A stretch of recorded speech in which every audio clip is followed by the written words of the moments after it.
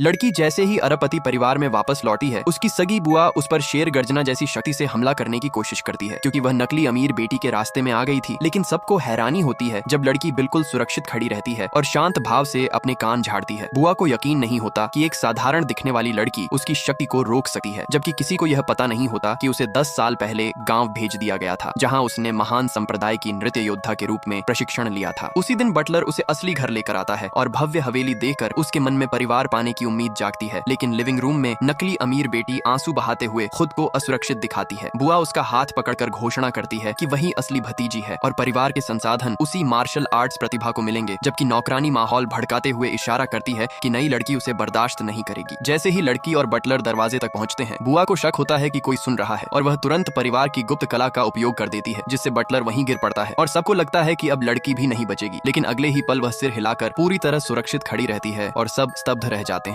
नकली बेटी तुरंत मासूम बनकर कहती है कि वह बहन से कुछ नहीं छीनेगी, जबकि लड़की शांत स्वर में जवाब देती है कि अगर वह नियम मानेगी तो उसे किसी बात का डर नहीं होगा। बुआ उसे गांव की बदतमीज कहकर डांटती है, लेकिन दादा आगे बढ़कर दोनों पोतियों को घर में रखने का फैसला करते हैं और लड़की को कमरे तक छोड़ने जाते हैं। तभी लड़की नौकरानी की आंखों में छिपी दुर्भावना पहचान लेती है। कमरे में दादा पूछते हैं कि उसने शेर गर्जना को कैसे रोका, तो वह बताती है कि उसने यान माँ से ताई ची सीखी है, जो कठोरता को कोमलता में बदल देती है, और वह तुरंत प्रदर्शन करके सबको चौंका देती है। 6 दिन में उसने वह स्तर पा लिया जो नकली बेटी को 3 महीने में मिला था, और दादा समझ जाते हैं कि उसकी प्रतिभा असाधारण है। इसके बाद वह परिवार की दूसरी कला भी एक नजर में सीख लेती है और साफ कहती है कि अभी जो दिखाया गया वह भी उसने समझ लिया है, जिससे दादा उसे मार्शल हॉल ले जाने का निश्चय करते हैं। हालांकि वह कहती है कि उसे और सीखने की जरूरत नहीं, जिस पर बुआ और नकली बेटी उसका मजाक उड़ाती है। बुआ परखने के लिए उसकी आंतरिक शक्ति जांचती है और पाती है कि उसमें कोई पारंपरिक ऊर्जा नहीं है, जिससे सब हैरान हो जाते हैं और नौकरानी उसे वापस गाँव भेजने का सुझाव देती है, लेकिन दादा उसका साथ देते हैं। आंगन में नकली बेटी गुप्त ग्रंथ का अभ्यास करती है और नौकरानी उसकी तारीफ करती है, जबकि लड़की संतुलन की सलाह देती है और ताने सुनने के बाद हल्के से पत्थर की बेंच को लात मारती है, जो टूटकर दीवार तक असर छोड़ देती है और सबको समझ आ जाता है कि उसकी ताकत अलग तरह की है। वह सिखाना चाहती है, पर बुआ इसे गलत समझती है और डांट देती है। तब दादा उसे समझाकर मार्शल हॉल चलने को कहते हैं और एक इच्छा पूरी करने का वादा करते हैं, जिससे वह यान माँ के लिए उपहार लेने के विचार से मान जाती है। मार्शल हॉल में उसकी आंतरिक शक्ति न होने के कारण उसे हल्के में लिया जाता है और कहा जाता है कि यहाँ ताकतवर ही नेता होता है, पर वह झुकने से इनकार करती है और चुनौती देने वालों को याद दिलाती है कि असली ताकत प्रदर्शन से साबित होती है।